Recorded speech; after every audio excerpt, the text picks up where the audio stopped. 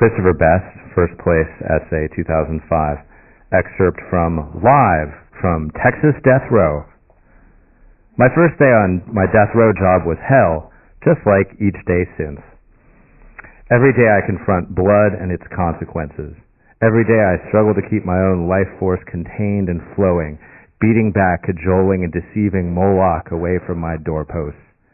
As I tell you about it, the names herein have been changed to protect the living, the dead, and to keep my ass from getting shanked. As a worker on death row, I am a member of the Death Society. Each morning when I arrive at work, I hand my ID card to a guard at the building entrance. I swear, lately I've come to smell and taste the death row building even before I step inside. As I walk in, I feel the dread on my flesh, even in me. Next comes the strip search, the ubiquitous humiliation of prison life, also magnified on death row because it's conducted with much more detail, specificity, and time. My co-workers and I remove every stitch of clothing. One guard carefully inspects each clothing item, turning socks, boxers, pants, and shirt inside out, inspecting seams for hidden items, crinkling every square inch of fabric. Our shoes are bent, unlaced, pounded, and tossed, insoles left here and there on the floor.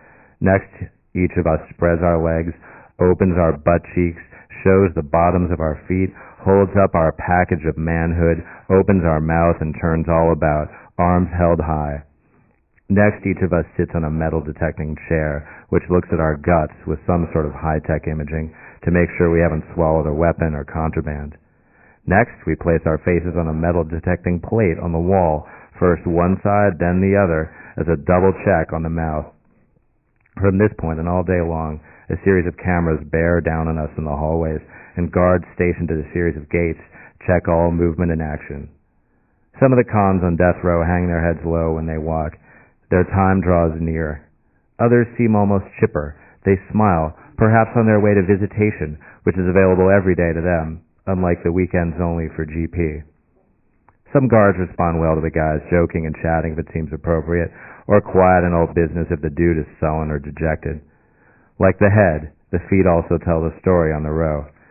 Prisoners who can't afford the $38 white Converse tennies wear state shoes or slippers. All state gear makes a lot more noise. You can tell the mood of the prisoner by the sound of his shuffle in state shoes or slippers. Shh, goes the dragging feet of a downer. Clip, clop, clap, patters the buoyant man's prance in his plastic shorn, high-stepping feet. He's trying to get somewhere, as they say in here, and today it's not the needle.